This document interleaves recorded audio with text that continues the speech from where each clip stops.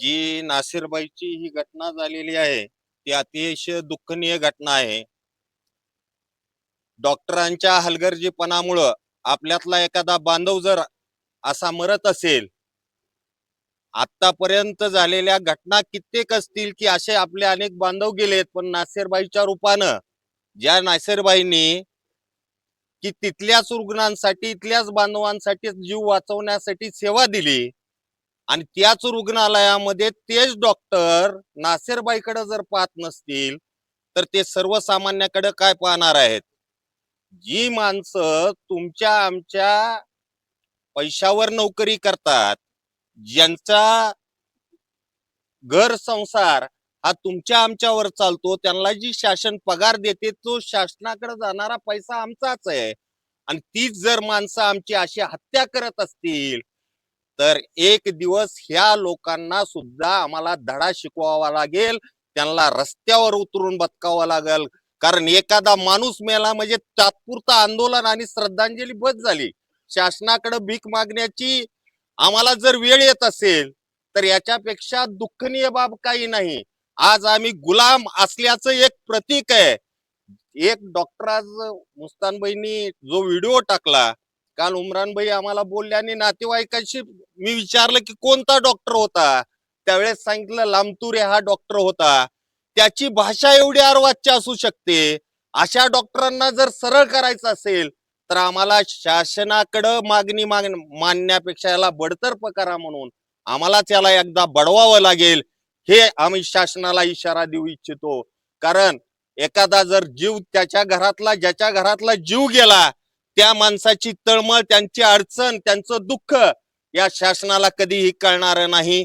म्हणून जोपर्यंत ह्या हरामखोर अधिकाऱ्यांचं निलंबन होत नाही, जोपर्यंत नासिरबाईच्या कुटुंबाला न्याय मिळत नाही, जोपर्यंत नासिरबाईच्या कुटुंबाला शासनाकडून आर्थिक मदत भेटत नाही, तोपर्यंत आमचा लढा हा कायम चालू राहणार आहे. आज आपण इथं एकत्र जमलो झालं असं नाही, जोपर्यंत न्याय मिळणार नाही तोपर्यंत हे आंदोलन कायमस्वरूपी आपल्याला तेवढ ठेवावं लागणार आहे. सर्व समाज बांधवांना विनंती आहे की या पुढील काळामध्ये असेच कोणत्याही घटना झाल्या तर तमाम कळमकर बांधवांनी असंच एकत्र यावं आणि आपल्या बांधवाला साथ द्यावी ही विनंती करतो. आणि परत एकदा नासिरबाईला श्रद्धांजली वाहतो. थांबतो. जय हिंद, जय महाराष्ट्र. कळंब शहरातील जमलेले सगळे नागरिक, तालुक्यातून जमलेले सर्व, आपल्याला असं वाटतंय की आज कुठंतरी माणुसकी कायम आहे, बाकी आहे. आणि सगळ्याला माहीत आहे की आज आपल्या कळंब शहरातील सगळ्याचे परिचित असलेले नासरबाई शेख, ज्यांना सगळ्या कळंबमध्ये आणि सिव्हिलमध्ये नासर चाचा म्हणून ओळखलं जातं, असे आमचे नासरबाई आज आमच्यातून निघून गेले आहे. केवळ या ऑन ड्युटीला जे डॉक्टर होते त्यांना फोन करून बोलवल्यावर सुद्धा आलेले नाहीत. त्यांच्या निष्काळजीपणामुळं आज हे कृत्य घडलेलं आहे. ज्यांनी आपला जीव मुठीत धरून अहोरात्र कोरोना काळात ज्या वेळेस पेशंटचे नातेवाईक आपल्या पेशंट जवळ येत नव्हते, अशा वेळेस त्यांनी आपली जीवाची पर्वा न करता सगळ्या कळंब वासियांची आणि तालुक्यातली इतर लोकांची समाज न बघता, लहान मोठं न बघता त्यांनी सेवा केलेली आहे. परंतु आज डॉक्टरच्या हलगर्जीपणामुळे त्यांचं निधन झालेलं आहे. एक गरीब कुटुंबातले हे नासरबाई आहेत. त्यांच्या माग 2 मुलं, एक पत्नी, एक मुलगी असा परिवार आहे. आज ते उन्हामध्ये आहेत. त्यांची सावली निघून गेली आहे. आज हे गरीब कुटुंबामध्ये राहणारे नासिर शेख हे त्यांना सोडून गेलेले आहेत. आज त्यांच्या माग त्यांना बघणार कोणी नाही.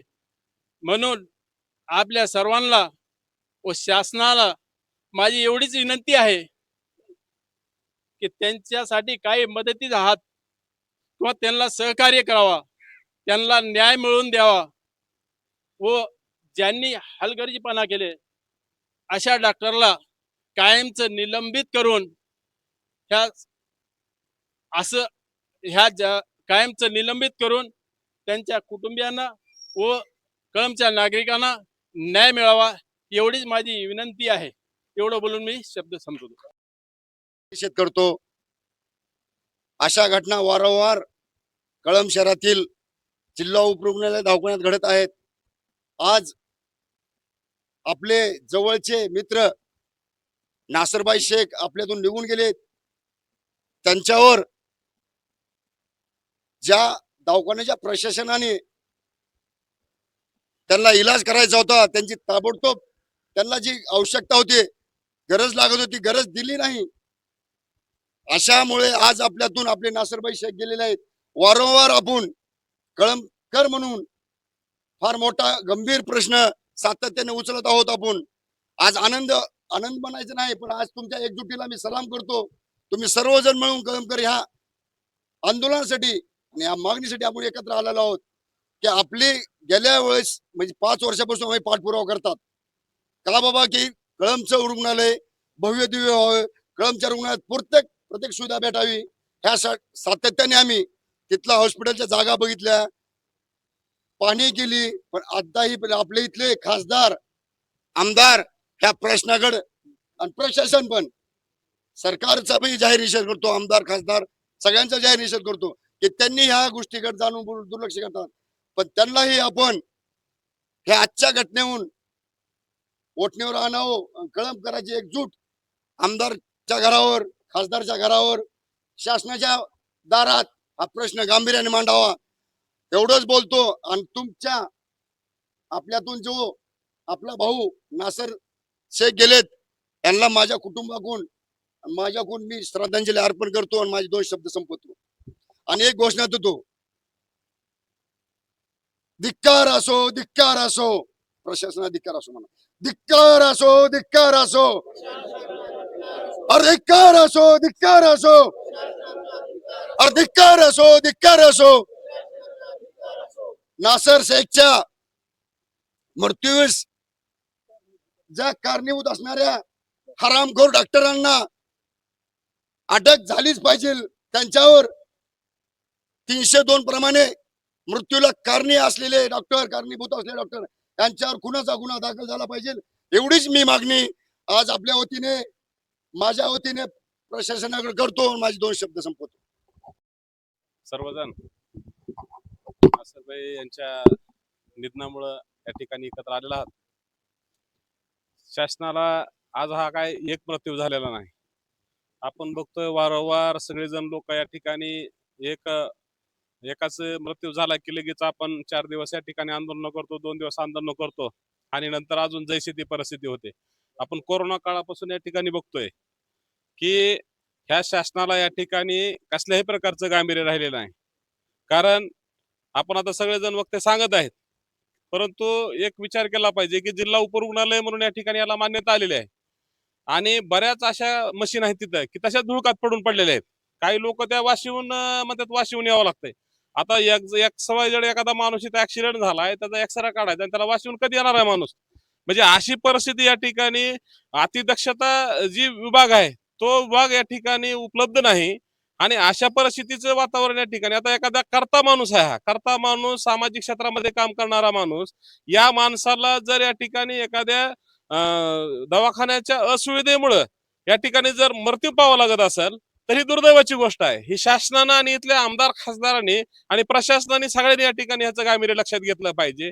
आणि जे या ठिकाणी आज म्हणतात की बाबा आम्ही सगळी सुविधा डॉक्टर नाही, अरे मग तुम्ही डॉक्टर झालात कशाला? की जी बाबा जे आधी व्याख्यात आहेत किंवा जो कोण डॉक्टर मेन प्रमुख डॉक्टर आहे, धर्माधिकारी असतील किंवा काय असतील, यांचं काम आहे शासनाला पाठपुरावा करणं की बाबा इथं ह्या सुविधा नाहीत, ह्या सुविधा झाल्या पाहिजेत. मग इथली काय माणसं काय बाहेरून आलेत का, पाकिस्तानहून कुठून आलेत का, इथे बाहेरच्या देशातून आलेले आहेत का?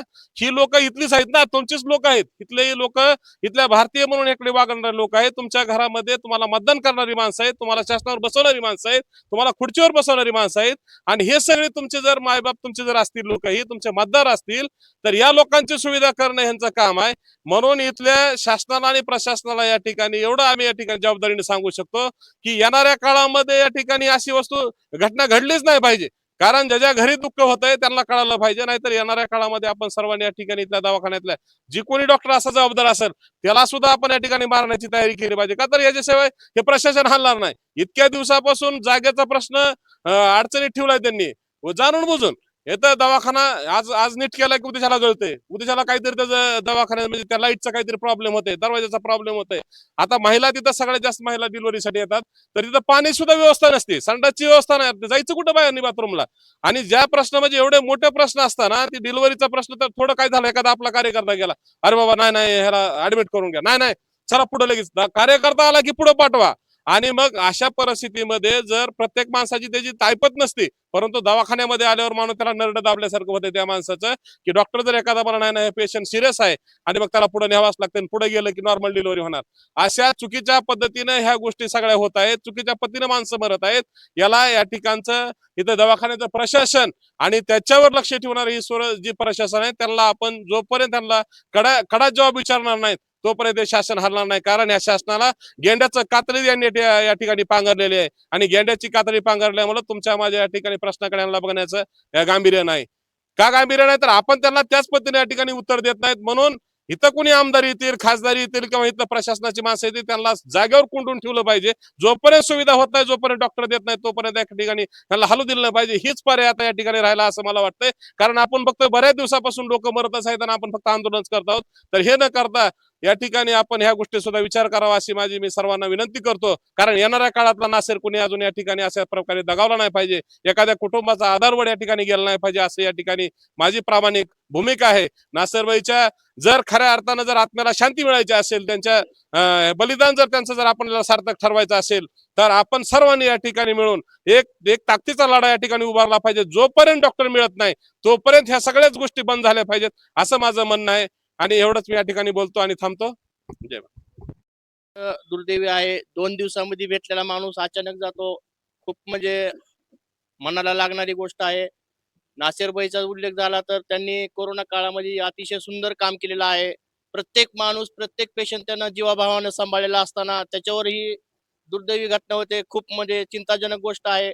नासेरबाईला कोरोना काळ होईपर्यंत सरकारी दवाखान्यामधल्या लोकांनी व्यवस्थित नोकरी ठेवला आणि जसं बी कोरोना संपला नासेरबाईला ड्युटीहून काढलं. मला त्यांनी सांगितलं बी की भाई मला सेवेहून काढले यांनी. माझ्या पद्धतीनं बराचसा पाठपुरावा केला, पण कर्मचारी म्हणले की कर्मचारी जास्त असल्यामुळे आम्हाला नासेरबाईला काढण्यात आलं. मग मी म्हणलं त्यांना की कोरोनामध्ये तुम्ही त्याच्यापासून काम करून घेतलं आणि ऐनवेळीच त्याला का काढून टाकलं. तरी पण माझा पाठपुरावा मी करण्याचा खूप प्रयत्न केला. नासेरबाईचाच विषय नाही, त्या ठिकाणी कधीही पेशंट आला तर पहिल्यांदा त्यांना रेफर केलं जातं आणि डॉक्टरला फोन केल्यानंतर डॉक्टर हा पेशंट आल्यापासून 1-1.5 तासाने येतो. मग सुरुवातीला त्यांनी त्यांचे प्रायव्हेट क्लिनिक तरी चालवावे किंवा सरकारी दवाखाना तरी चालवा, अशा पद्धतीची आपल्याला रास्त मागणी तहसीलदार साहेबांकडे करायची आहे. कारण सगळ्यांनाच दवाखान्यामध्ये खूप काही परेशानी होत आहेत. तरी सर्व कळमकरी एक झाले नासेरबाईमुळे. मी सर्व कळमकरांच्या मार्फत मी नासेरबाईला भावपूर्ण श्रद्धांजली अर्पित करतो आणि तहसीलदार साहेबांनी पाठपुरावा करून सरकारी दवाखान्यातील कर्मचाऱ्यावर 302 मार्फत गुन्हे दाखल करून नासेरबाईला न्याय द्यावा एवढीच मी विनंती करतो आणि मी या ठिकाणी थांबतो. खेडेगावातच नाही तर पुणे, मुंबई, सोलापूर या ठिकाणचे जे इथले रहिवासी त्यावेळेस नोकरी करतात किंवा पोटापाण्याचा विषय भागवण्यासाठी त्या ठिकाणी जातात, त्यांना जर कोरोना असेल तर त्यावेळेस उपजिल्हा रुग्णालयामध्ये आपले बांधव भरती झालेले असताना देखील स्वतःच्या कुटुंबाची पर्वा न करता जनतेसाठी आणि इन्सानियत जपण्यासाठी ज्या नासीरभाईनं या ठिकाणी सेवा केली 5 वर्ष उपजिल्हा रुग्णालयामध्ये कळमच्या, तेथील जे अपशब्द येते तोंडात पण ते या ठिकाणी बोलणं योग्य नाही. ज्या डॉक्टरांनी त्यांना वेळेत उपचार द्यायचा होता, बॉस उपजिल्हा रुग्णालयामध्ये जो उपचार द्यायचा होता तर ते दिला नसल्यामुळं आज नासेरबाई आपल्या मध्ये नाहीयेत, पण आत्मा त्यांचा आपल्या समोर आहे. तर मला या ठिकाणी सर्व कळमकरांच्या वतीनं एकच सांगू इच्छितो, एक 20 दिवसापूर्वी अनिल भाऊ 20 दिवसापूर्वी 5 महिन्याचं बाळ होतं. उपजिल्हा रुग्णालयाचा हलगर्जीपणा दिवसांदिवस वाढत आहे, हे कुठेतरी थांबला पाहिजे. 20 दिवसापूर्वी लोहाटा पश्चिम या ठिकाणची मुलगी आलेली होती. 5वा महिना चालू होता. जर उपजिल्हा रुग्णालयामधील जे तज्ज्ञ असतील, स्त्रीरोग तज्ज्ञ असतील किंवा जे ड्युटी करणारे मॅडम असतील किंवा डॉक्टर असतील, तर त्यांनी त्यांना सांगायला पाहिजे होतं की या ठिकाणी उपजिल्हा रुग्णालयामध्ये तुमचा इलाज होऊ शकत नाही, तुम्ही अंबाजोगाई या ठिकाणी जावा किंवा धाराशिव मध्ये जावा. त्यांनी सांगितलं नाही. 5 वाजेपर्यंत रेफर चिठ्ठी दिली त्यांना 1 वाजता. 5 वाजेपर्यंत ती माय माऊली तशीच तडपडत राहिली. मॅडम म्हणते ते स्टेबल आहेत. काय म्हणते? स्टेबल आहेत. मग तुम्ही इलाज कधी करणार आहेत? कधी खाली आडव पडल्यावर इलाज करणार आहेत का तुम्ही? हे कुठेतरी थांबलं पाहिजे. मग सर्वांच्या मते ह्या कळंब उपजिल्हा रुग्णालयामधल्या प्रत्येक डॉक्टरांना त्यांची लायकी त्यांना दाखवली पाहिजे. अशा पद्धतीनं जर प्रत्येक पेशंटकडे लक्ष नाही दिलं तर याच्यापेक्षाही हे शांततेत आंदोलन आहे. आणि नासेर भाई ही माणसातली माणुसकी जपणार, प्रत्येक कुटुंबातील सदस्यांना सहकार्य करणारा माणूस होता. त्याला सर्वांच्या वतीनं भावपूर्ण श्रद्धांजली वाहतो आणि 2 शब्द संपवतो. जय भीम, जय महाराष्ट्र, जय भीम. والصلاة لأهلها أما بعد فأعوذ بالله من الشيطان الرجيم بسم الله الرحمن الرحيم إن الله يأمر بالعدل والإحسان صدق الله العظيم. किसी कहने वाले ने कहा था कि बिछड़ा कुछ इस अदा से कि रुत ही बदल गई, बिछड़ा कुछ इस अदा से कि रुत ही बदल गई, एक शख्स सारे शहर को वीरान कर गया.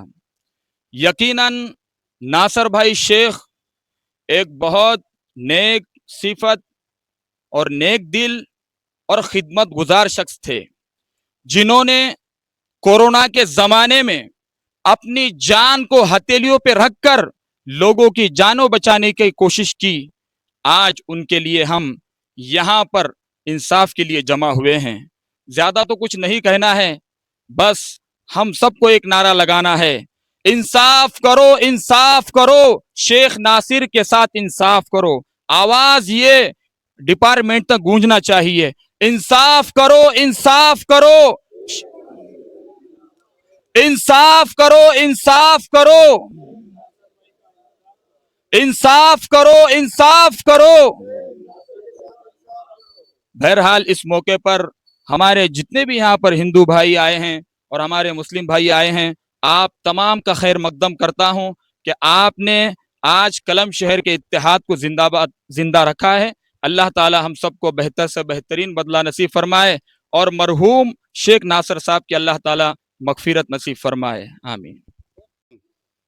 मी कळमकर म्हणून आज सर्वजण आपण इथं एकत्रित जमलेलो आहोत. ते कारण म्हणजे आताच सर्व वक्त्यांनी आपल्याला मार्गदर्शन केलेलं आहे की नासर भेटला असता तर आज नासरभाई शेख आपल्यामध्ये जिवंत असते. केवळ उपचाराअभावी आणि डॉक्टरच्या हलगर्जीपणा अभावी या नासरभाई शेखचा मृत्यू झालेला आहे. तर अशा ह्या हलगर्जीपणा करणाऱ्या डॉक्टरवर कठोरात कठोर कारवाई करण्यात यावी आणि त्याला निलंबित करून त्या डॉक्टरची डी ओपन करावी, अशी ही मागणी आपण करण्यासाठी आपण इथं सर्व पक्षीय आणि मी कळमकर म्हणून आज आपण इथं जमलेलो आहोत. तर हे एवढ्यावरच लढा थांबणार नाही. तर जोपर्यंत नासरभाई शेखला न्याय मिळणार नाही तोपर्यंत आपल्याला अशीच एकजूट मी कळमकर म्हणून आपल्याला ही दाखवावं लागणार आहे. तर मला इथं बोलण्याची संधी दिली त्याबद्दल मी सर्वांचे आभार मानतो. परत एकदा मी कळमकर किंवा सकल कळमकर कडून नासरभाई शेख यांच्या आत्म्यास चिर शांती लाभो अशी प्रार्थना ईश्वरचरणी करून मी माझे 2 शब्द संपवतो. जय हिंद, जय महाराष्ट्र. एखादी जायपूत नसली तो रेफर करण्यामध्ये तो अंबाजोगाईला जाण्याची वाटेतच मृत्यू पावतो. निवेदन घेऊन मॅडम ठेवू नका, न्याय पाहिजे बघा. न्याय पाहिजे, त्यांचा भाऊ आहे, त्यांचा भाऊ आहे पेशंटचा, त्या मरणाराला न्याय पाहिजे. आज त्यांच्यावर झालं, तुम्ही नाही न्याय उचललं तर पुन्हा उद्याच्याला दुसऱ्यावर होऊ शकतो. 12 बजे लेके जाने के बाद डॉक्टर को उठाया, डॉक्टर को उठाया, डॉक्टर को उतरा नहीं उन्हें, गुलाम चलो डॉक्टर उतरा नहीं फिर बाद में और गया उसको उठाने नहीं उतरा, फिर सिस्टर को भेजा जाके ते बघते का काय बोले हाँ, फिर ती डॉक्टरांनी तिची देखी करी काय बीपी आहे बोले जास्त आणि काय ना 2 गोळ्या खाल्लं की होते बोले हाँ, मुलगा भी होता है, मुलगा भी कैसा पुन्हा अजून ती सकाळची नमाज पढ़ के फिर बाद में फजर को फजर न्यूज में भी है मॅडम टेक्निकलला काय म्हणते तिथले डॉक्टर हृदयाचा इलाज इथल्या दवाखान्यात डोक्याला नुसती कोच जरी पडली तर तुम्ही अंबाजोगाईला धाराशिवला रेफर करता. त्यांचे सगळे प्रायव्हेट दवाखाने टोटल डॉक्टर तुम्ही तिथं हजर ठेवा, तिथं तरी ठेवा, नाही 8 तर दिवसाला सरकारी एकदा visit दवाखान्यामध्ये तरी करायला ठेवा. एक मिनिट त्यांनी स्वतः त्यांचं त्यावेळेस दवाखान्यात इंटरव्ह्यू घेतला होता, ते म्हणले की एसीजी क्लिअर निघालेली आहे. पुन्हा नंतर म्हणले की मी त्यांना रक्त पातळचं इंजेक्शन पण दिलं. एसीजी क्लिअर असताना इंजेक्शन द्यायची काय गरज आहे मॅडम, इथं त्यांची मोठी चूक झालेली आहे. ते डॉक्टर असं कुठेतरी त्यांची मोठी चूक झालेली आहे. 5 वर्ष एसीजी क्लिअर आली ते स्वतः ते बोलले 24 तासचा डॉक्टर आमच्या सरकारी दवाखान्यामध्ये राहायला पाहिजे. मेरे भाई को नहीं बचाया. की आम्हाला पुन्हा बाकीच्या काही वस्तू माहित नाहीत. 24 तास आमच्या सरकारी सरकारी दवाखान्यामध्ये माणूस पाहिजे. कुणाचा ऍक्सिडेंट येतोय, कुणाची डिलिव्हरी पेशंट येतोय, काय बी वस्तू तिथं येते आमची. मदत व्हावी. त्यांची स्थिती तशी नाही मॅडम. मॅडम त्यानं 3 वर्ष तिथं कॉन्टॅक्ट बेसवर काम केलेलं ह्या व्यक्तीनं कोरोना काळात. त्याचा इलाज होत नाही म्हणजे मग सामान्य माणसाचं काय होणार. आणि मृत्यू झालेला लय गरीब घरचं आहे, त्यांना काहीतरी मदत द्यायला पाहिजे. त्याच्यात काय करता येतं तुम्ही त्यांना काहीतरी मदत शासनाकडून तुम्ही द्यायला पाहिजे. मॅडम ही नुसतं निवेदन नाही, निवेदन नाही. हा ही नुसतं त्यांच्या पुढचे यायचं त्यांची जिंदगी आहे ही. आता तुम्ही तुमचं काय ते तुम्ही पुन्हा ठरवा. तुम्ही त्या व्यक्तीची माहिती घ्या, प्रत्येक त्यानं काम केलेलं डॉक्टरचं आहे की प्रत्येक नाही. दवाखाना वेगळाच उघड आहे, म्हणून त्यांचं लक्ष दवाखान्यामध्ये नाही सरकारी. आणि ते डॉक्टराचा दुसरा प्रॉब्लेम हे आहे की त्याचं दिमागी संतुलन बिघडलेलं आहे, बायाला नीट बोलत नाही ती बी तुम्ही विचार केलेलं करा. असतं मॅडम ड्युटीवर.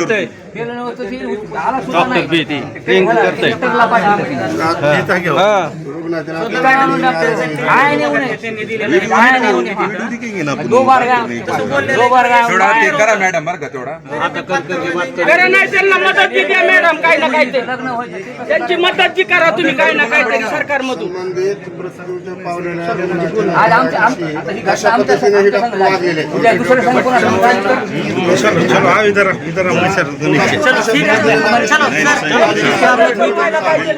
खूप गरीब घरचं कुटुंब आहे. ह्यांना यांचं जे दुःखद निधन झालं त्याचं निवेदन दिलंय. सरकार पाठपुरावा करण, त्यांना आर्थिक मदत करण. अगर नाही करणार 26 ऑगस्टला पैगंबर जयंती आहे. कळंबमधून प्रत्येक गल्लीतून 25-20 DJ लागतील. तर मुस्लिम समाजाच्या जेवढे ग्रुप आहेत, जेवढे DJ लावणार आहेत, त्यांना एक विनंती आहे की प्रत्येकाने 25-25 हजार रुपये जमा करून नासर भाई यांच्या कुटुंबाला मदत करावी अशी विनंती करतो.